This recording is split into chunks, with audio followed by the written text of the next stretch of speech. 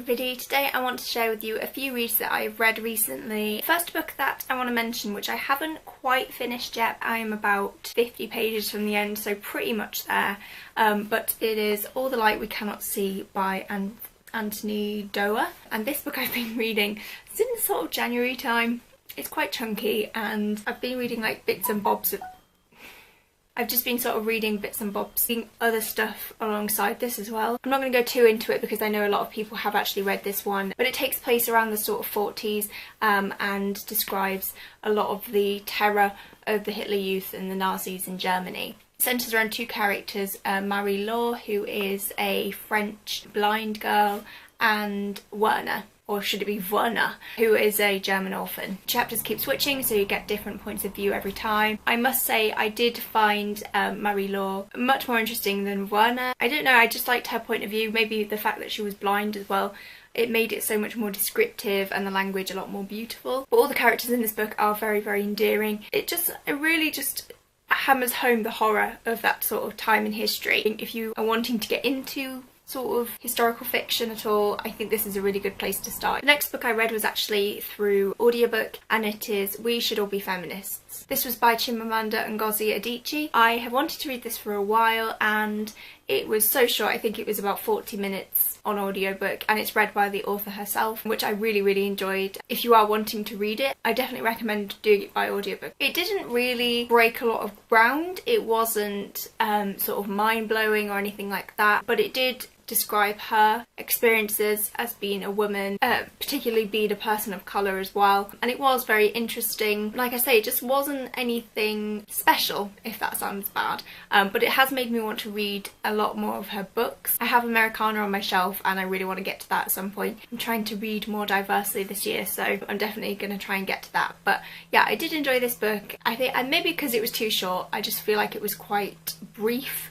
She didn't really go into a lot of detail, but I still enjoyed it. So yeah. Also this month I reread The Great Gatsby by F. Scott Fitzgerald. I don't know why I sort of decided to pick this up. I always say this is like one of my favourite classics, but I haven't actually read it since I did it at uni about 3 years ago. Oh my word, I don't know, it's a long time ago anyway. And yes, I still loved it. I think it is a very accessible classic. I do enjoy F. Scott Fitzgerald's writing style. I've read a number of his books now and every one of them seems to be quite similar. They're always set in the same time period, they're always set around a failing marriage or something like that, but at the same time, I don't know, I just really love it. Write what you know, they say. I think it's one of those books that I'm just going to sort of reread every few years and just get something different out of it every time. The final book I read was Swimming Lessons by Claire Fuller.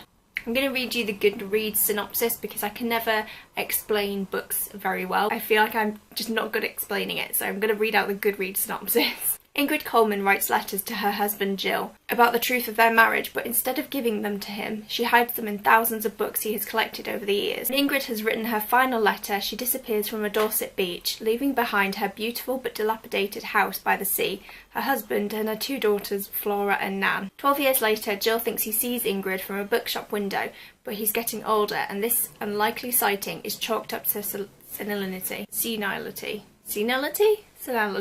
Flora, who has never believed her mother drowned, returns home to care for her father and to try to finally discover what happened to Ingrid. But what Flora doesn't realise is that the answers to her questions are hidden in the books that surround her. Swimming Lessons holds the Coleman family up to the light, exposing the mysterious truths of a passionate and troubled marriage. I read this through NetGalley on my Kindle and I really, really enjoyed this one too. I was really intrigued by Swimming Lessons because it sounded a lot less action-based and a lot more character-driven. The very first page of the book you are sort of thrown into the action, as it were, and I really liked that. The drama picked up straight from when you open the first page. It's written in a sort of letter style, which I really enjoy. I really like it when authors experiment with their writing. Not that letter writing is like amazing or anything, but I just like it when it's just a little bit different, like a diary or a letter or something. None of the characters in this book are perfect. You always feel a lot of sympathy for them, but at the next time you also feel sort of betrayed by them as well. I really enjoyed this. The characters just made it what it was, and it was very intriguing, very mysterious, and just a really great read, so I definitely recommend it. So those are just a few books that I've read over the past couple of weeks. I'm glad that there's a reread in there because I'm trying really hard to reread this year. I just never do it. I never ever do it because I have so many books on my shelf to read. I just never find the time to reread anything. I hope you guys have enjoyed this. Do let me know if you've read any of the books that I mentioned down in the comments below. I don't know what I plan to read for the month of sort of April time. I'm trying to be a lot more diverse with my reading, which I mentioned earlier. So if you guys have any sort of recommendations, either authors of colour or books just not set in sort of the UK or the US, I might end up doing like a diverse book haul sort of thing. Do let me know as well what you have been reading in the month of February/March, and thank you so much for watching. I will see you in my next video.